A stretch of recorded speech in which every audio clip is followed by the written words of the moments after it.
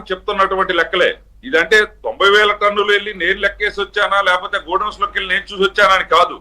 ఈ రోజు డిపార్ట్మెంట్ సీనన్న కళ్ళకు గంతలు కట్టే అడ్మినిస్ట్రేషన్ లెక్కలొద్దు.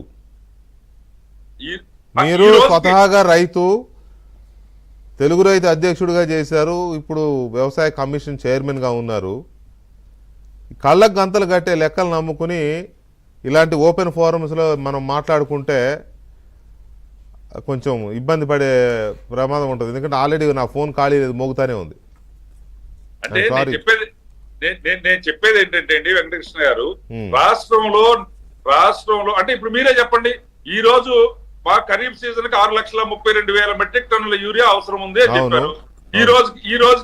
ఈ రోజుకి అది ఒక 30% 40% ఆ ఖరీఫ్ సీజన్ స్టార్ట్ అయ్యి అగ్రికల్చర్ ఇది మొదలైంది, పంటలు మొదలైనవి. ఈనాటికి కావాల్సినటువంటిది ఒక 2,50,000 మెట్రిక్ టన్నులు కావాలి. ఈ రోజుకి 3,32,000 టన్నులు మెట్రిక్ టన్నులు దిగుమతి చేసుకోవటం జరిగింది. మరో 50,000 మెట్రిక్ టన్నులు ఈ వారంలో రాబోతా ఉంది. ఇవన్నీ కలుపుకొని ఇప్పుడు చెప్తున్నది వాస్తవమే కదా.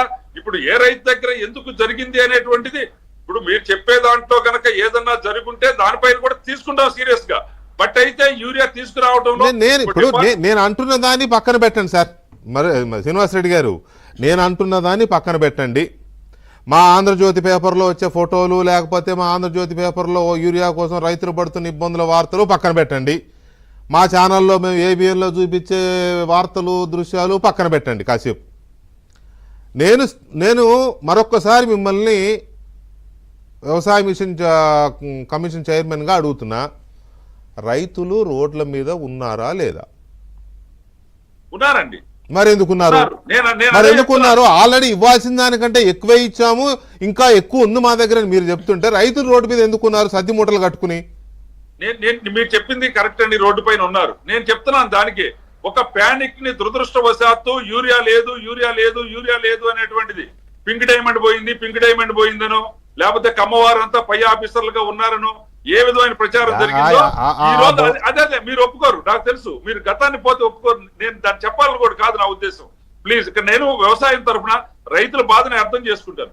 కానీ ప్యానిక్ లో ఏం జరిగిందంటే కొద్దిమంది వెనక ముందు తెచ్చుకుందాం అనే వాళ్ళు ఇబ్బంది పడి ఉండొచ్చు, అవసరం లేకుండా కూడా పోయి రైతులు కొంత ఎక్కువ తెచ్చుకొని ఉండొచ్చు, లేదా రేపటి నాటికి కూడా తెచ్చిపెట్టుకుంటే ఇబ్బంది లేకుండా ఉంటుందనే భావన ఉండొచ్చు. అనేక కారణాల రీత్యా ఈ రోజు ఈ సమస్య అనేది ఒకటి జరుగుతా ఉంది. దీన్ని ఏ విధంగా సమస్య లేకుండా చేయాలి, రైతాంగాన్ని సంతృప్తి పరచాలి, రైతాంగానికి అన్ని కూడా సక్రమంగా అందించాలి అనేటువంటి ఆలోచనతోటే ఉన్నాం. నిజంగా గనక రబీ సీజన్ కోసం కూడా ముందే అంటే రబీ అవసరాలకు కూడా ముందే స్టాక్ పెట్టుకోవాలనే ఆలోచనతో రైతులు ఉంటే దానికి కూడా సప్లై చేసైనా సరే ఆ ప్యానిక్ ని పోగొట్టాలి అనేటువంటిది ఈ రోజు ప్రభుత్వం యొక్క ఆలోచన. రబీ కోసం కూడా ఇప్పుడే తీసుకెళ్లి పెట్టేసుకుందాం, ఇంట్లో మన ఇల్లే గోడనుగా చేసుకుని కుప్పలు పెట్టేసుకుందాం, లేదా పక్కింటోడు కూడా అమ్మేసుకుందాం అంటే ఇంత అధమ స్థాయిలో రైతు ఆలోచిస్తాడని అనుకోని వ్యాపారులు ఆలోచిస్తారు. నో డౌట్, ఎందుకంటే వాళ్ళు చేసేది బిజినెస్ కాబట్టి వాళ్ళు ఆలోచిస్తారు. రైతులు అలా ఆలోచించరు. ఒకటి వైసీపీ ప్యానిక్ చేసిందనో, జగన్ ప్యానిక్ చేశాడనో ఆ ట్రాప్లో రైతులు పడరండి. పడితే గిడితే మీరు పడతారేమో అయ్యయ్యో అని, కానీ రైతులు పడరు. పడితే మొన్న అన్ని సీట్లు రావు మీకు, ఆయన్ని నేలకేసి కొట్టరు. ఆ ట్రాప్లో రైతులు పడరు, జనం పడరండి. సింపుల్ లాజిక్ ఏంటంటే ఎక్కడో ఏదో లోపం జరుగుతుంది, ఎక్కడో రంధ్రం ఉంది, మీరు ఆ రంధ్రాన్ని పూడ్చకపోవడమో ఏదో జరుగుతుంది. ఒక చిన్న బ్రేక్ తర్వాత యూరియా గురించి